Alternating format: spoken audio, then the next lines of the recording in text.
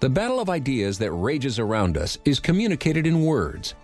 Words have meaning, but they are often twisted and intentionally used to hide self-evident facts. We'll explore that and more on today's edition of Life Matters.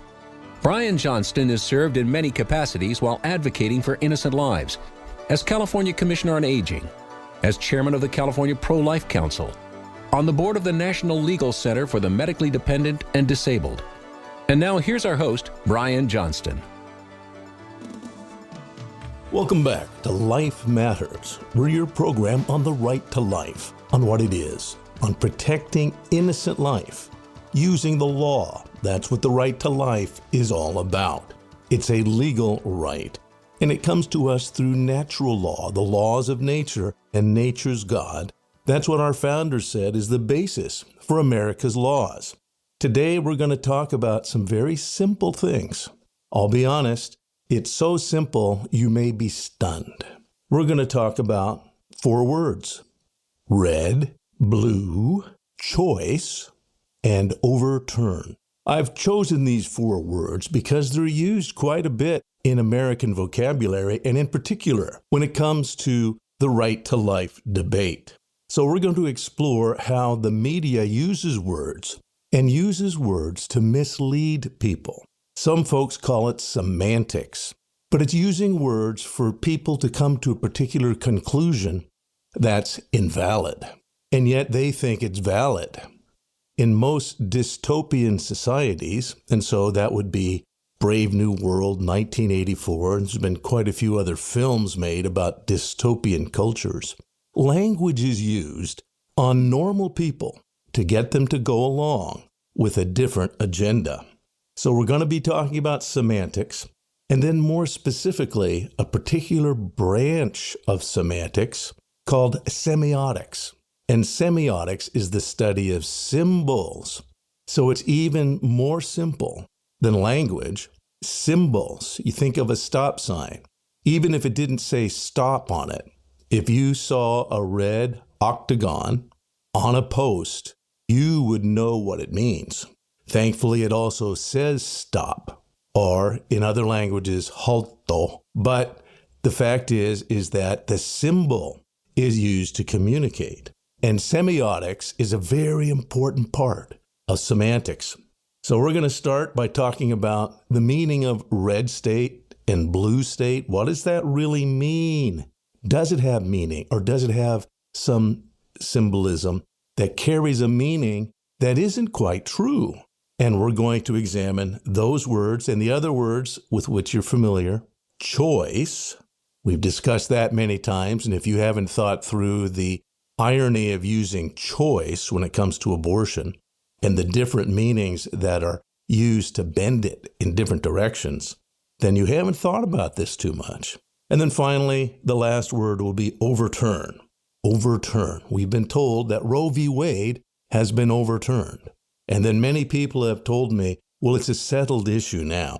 This is wrong. It couldn't be further from the truth if you understand what is really meant by overturn, and the meaning they're giving to overturn may not be the meaning that you're taking from it.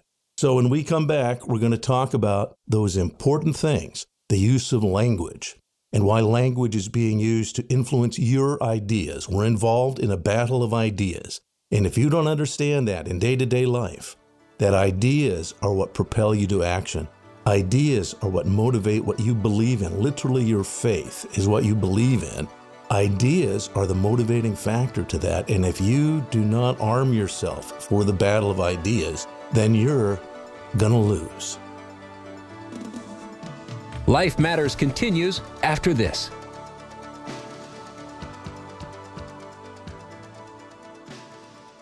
You know about our car donation program at California Pro-Life. We use one of the most respected programs in the nation. Go to the California Pro-Life page. californiaprolife.org. Scroll to the bottom and click on Donate My Car. It's that easy. Did you know you can also donate any vehicle, boat, motorhome, or even personal property? If you are nearing retirement age, you can also get a tax deduction by earmarking a portion of your upcoming compulsory distributions from your 401k. Just email us for information. California Pro-Life is fighting to equip California pro-lifers with understanding and the tools to again protect the unborn and other vulnerable innocents. Thank you for your help in this battle. Go to californiaprolife.org. That's californiaprolife.org for more information. And now back to more Life Matters with Brian Johnston. Well, welcome back to Life Matters. We're talking about semantics and symbolism, what's called semiotics, the use of signs and symbols. And the first two we're going to talk about are red and blue when it comes to political discussion. And most listeners who follow any kind of politics in the United States, you know that a state that tends to vote Republican is called a red state now. And a state that tends to vote Democrat is called a blue state. But that hasn't always been the case. In fact, it's fairly recent that that's been established as the symbolism to be employed when it comes to talking about ideas in politics. Throughout the rest of the world, you probably know this, that the color red does not emphasize conservatism. It does not emphasize the principles of the Republican Party in that particular culture. It doesn't represent the idea of a republic. Red is associated with progressive leftism, specifically communism/socialism. And if someone is leaning red, they don't admit they're actual communists. Throughout the rest of the world, they're referred to as pink because they lean towards the ideas of communism, the ideas of socialism. And throughout American history, the color blue has always been associated not with the Democrats, but with the Republican Party, because the Republican Party, the party of Lincoln, the blues, they wore the blue uniform of the North. They wanted to end slavery. And slavery, as you know, is a declaration that you can own a human being. And legally, you can dispose of a human being that you own. That's known as chattel slavery, where human beings are presented as things that the law says you can own. And so in that war against slavery, blue was the color of the Republican Party. And throughout American history that followed on all of the elections, blue typically referred to the Republican Party, the party of Lincoln, the party of true liberty for the individual in a republic where it isn't majority rule, where you can simply get the votes and do whatever you want. That's known as positivism. We're not going to follow a higher law. We're not going to follow the laws of nature, nature's God. We're going to say, if you have the votes, we can pass a law, and that's the final authority. We have the votes. That's the opposite of a republic. That's mass, our crowd, our mob rule. We have the power, we have the votes, we make the laws. Forget it.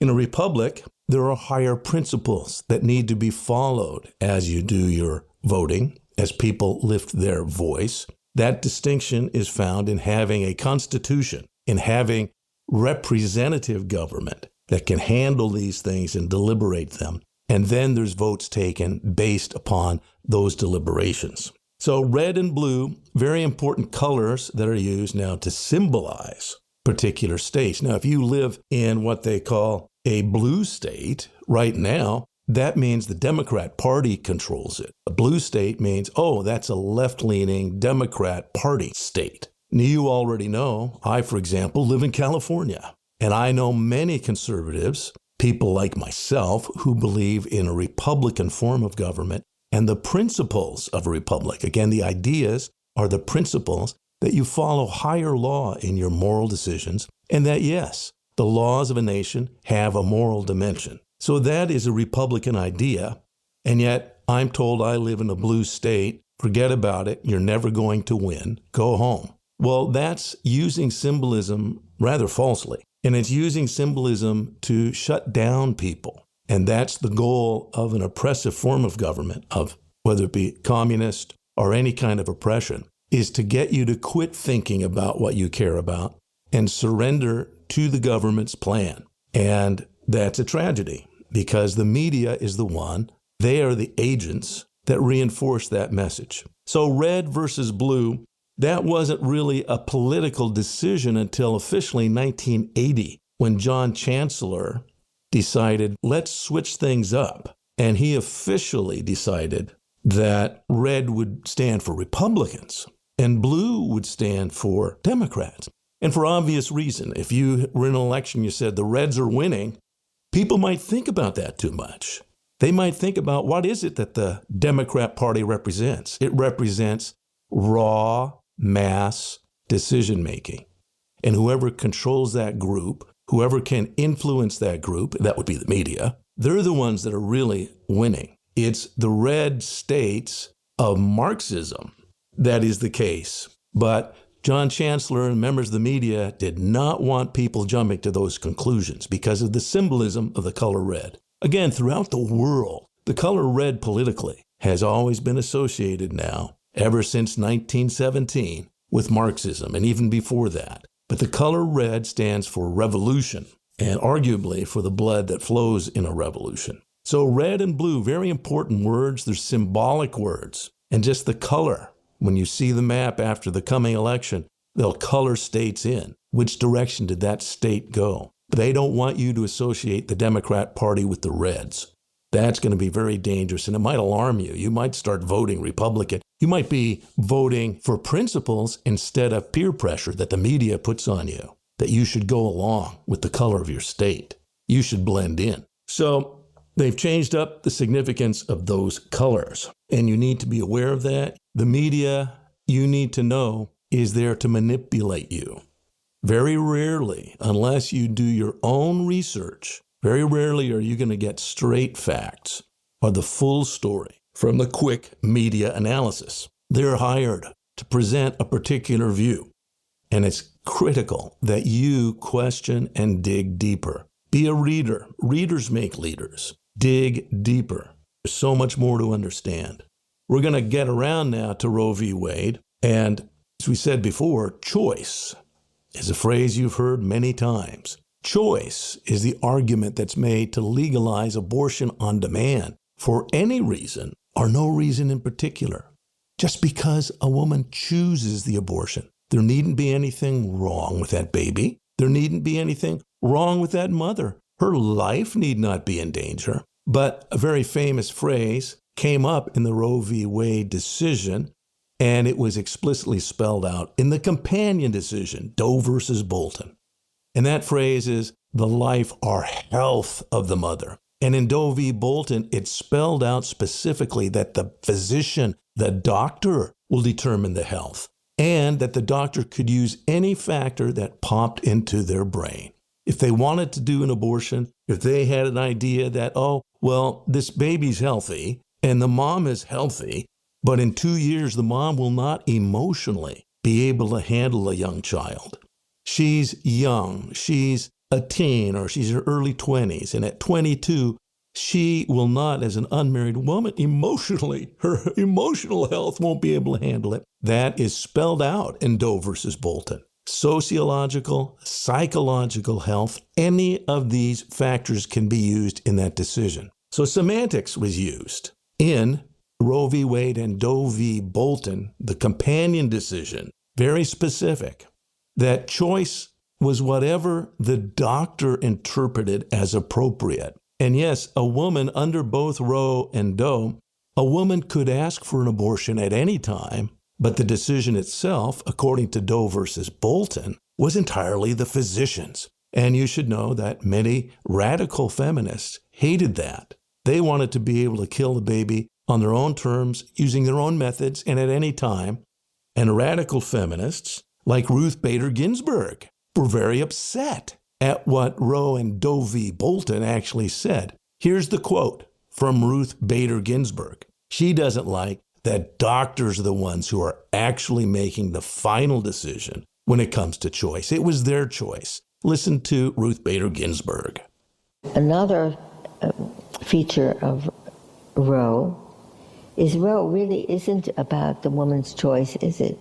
It's about the doctor's freedom to practice his profession as he thinks best. It wasn't woman-centered. It was physician-centered. Okay, so where does that leave us now that we know the real feelings of real radical Marxist feminists? Because that's where real feminism, radical feminism, is a direct teaching of Marxist doctrine. And we know that real feminists didn't like the Roe and Doe decision that empowered doctors to make the final choice. So the word choice is used two different ways in common parlance. The first is the way the feminists mean it. Look, if a woman wants to get an abortion, who are you to stand in her way? She doesn't need to give any reasons. It can be based on her feelings, her choices, and if she can find somebody that'll kill that kid for her, that needs to be protected and legal at any time. That's what they mean by choice. There's so much more to talk about there, and we've talked about that before. But most people, because they've been semantically influenced by the media, most people think if you want to have some exceptions for abortion law, if you want to say, well, can we at least protect late-term babies? Can we at least do that? That's an exception. Or what if the girl's been raped? Or what if her life is in danger, her life or health is in danger? And you succumb to that language and you have provisions for those hard cases. They say you are now pro-choice. So the two meanings of choice are you can kill the kid anytime, no reason necessary. The other meaning is, oh, I don't like abortion. There needs to be some kind of limit, but we'll have some exceptions for these hard cases. Both of those are called choice, favoring choice. But the real meaning, as you now know, goes much deeper, and as Ruth Bader Ginsburg spelled out, it goes much deeper. When we come back, I'm going to focus on the word overturn. Overturn has been used, it literally is announced by the media as what the Dobbs decision did in 2022. But you need to think more deeply. You need to examine more deeply, just as you now have examined the color blue and the color red. But the significance of symbolism has been used to influence your thinking. The language of abortion, the language of choice, has been used to influence the thinking of Americans if they don't make distinctions.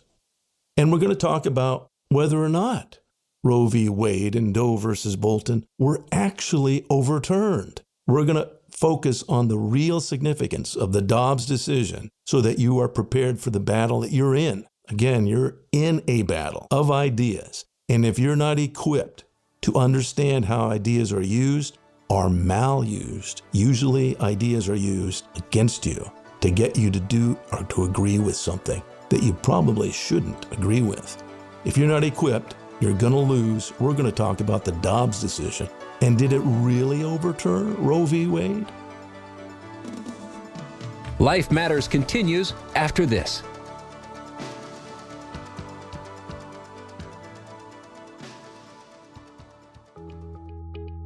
Hi, I'm Kevin Sorbo, and I was very excited when I heard about LifeFest Film Festival.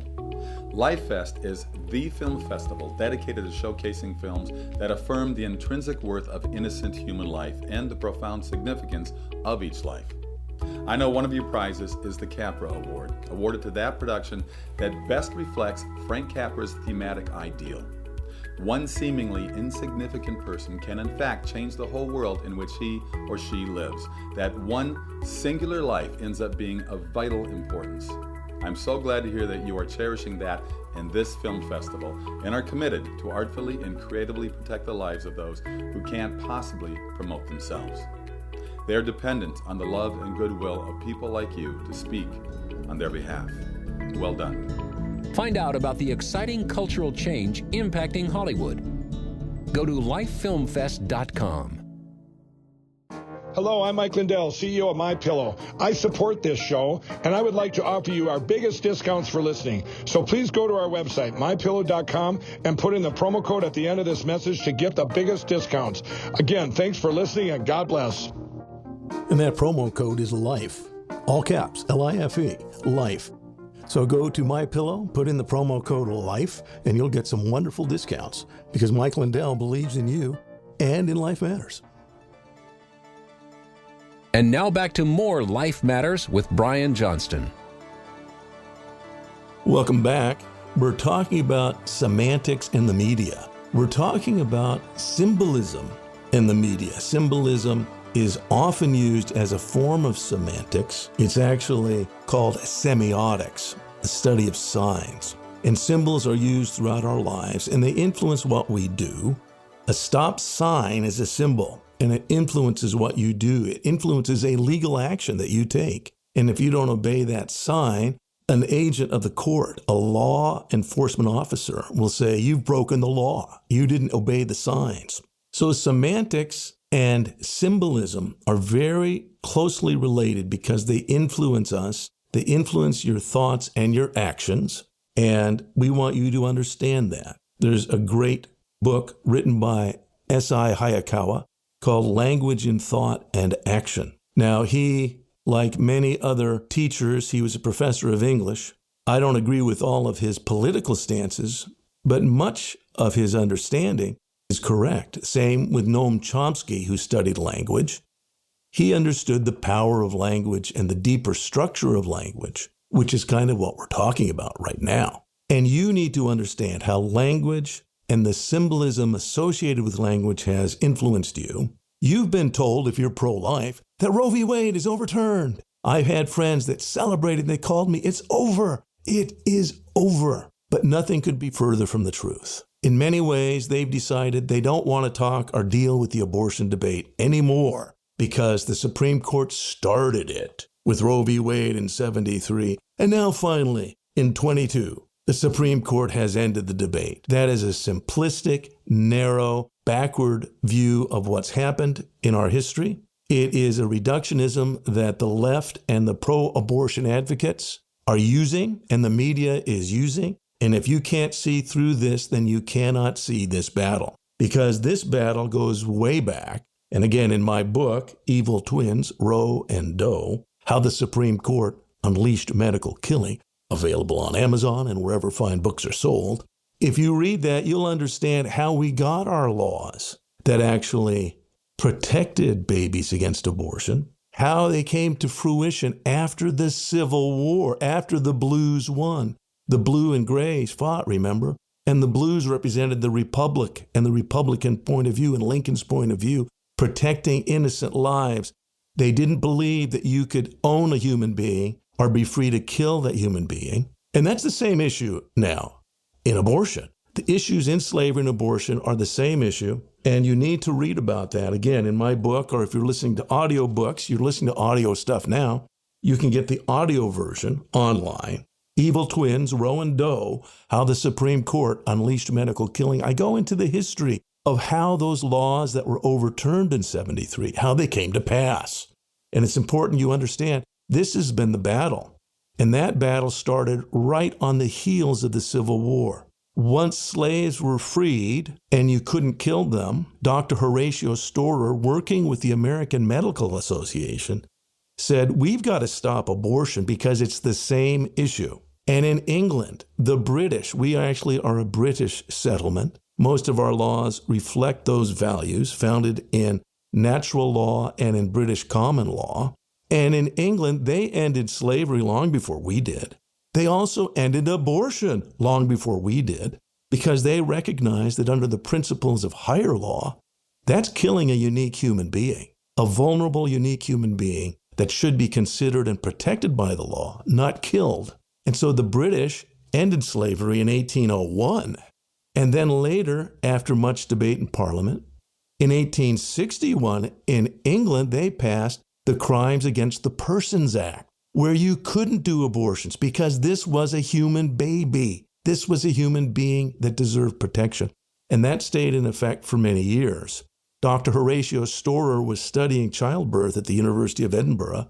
He was from Boston, and he was opposed to slavery. And when he returned to the U.S., he said, we need to protect babies. He knew, because he studied childbirth, he knew that abortions were being used frequently and immorally by doctors who were not following the Hippocratic Oath. because this discussion goes way back in the laws of nature and nature's God.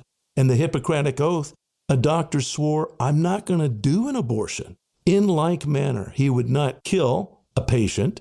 And in like manner, the Hippocratic Oath, a doctor swore, I will not cause an abortion. It's a human being. So this debate did not start with Roe v. Wade. And if you believe that, you're uneducated, I'm sorry, or perhaps mal-educated is the best way to present this. You don't understand this battle, and you will surrender. If you think it started with Roe and ended with Dobbs, you have lost this battle. So back to the word overturn. We're told that the Dobbs decision overturned Roe v. Wade, but it did not do that. Again, back to the slavery debate, if you remember American history. If not, I recommend you read more deeply your American history, because the slavery debate was supposed to be handled by the Supreme Court, and many people thought that, well, it'll be great if the Supreme Court would just rule and settle this. And so they took up a very famous case in 1857. Remember, the Civil War started in 1861. In 1857, the whole nation was concerned about slavery, either for it or against it. The whole nation. And in 1857, the Dred Scott decision came down, but it was a weird decision. It was very similar to Dobbs. The Dred Scott decision said, well, I tell you what, we're going to leave it so that states can address this. And a free state, okay, you can have laws against slavery. And a slave state, you can have laws favoring and promoting slavery. But it went further. It allowed Dred Scott, who had escaped to a free state, it allowed a slave state's laws and slavery enforcers to come to a free state and enforce the laws of slavery in a free state and bring Dred Scott back into slavery. But I thought he was in a free state. No, sorry, the Dred Scott decision said, we're going to allow states to make the decision. And more importantly, we're going to allow slave states to impose their laws in other jurisdictions, in other states. And that's what the Dobbs decision also does.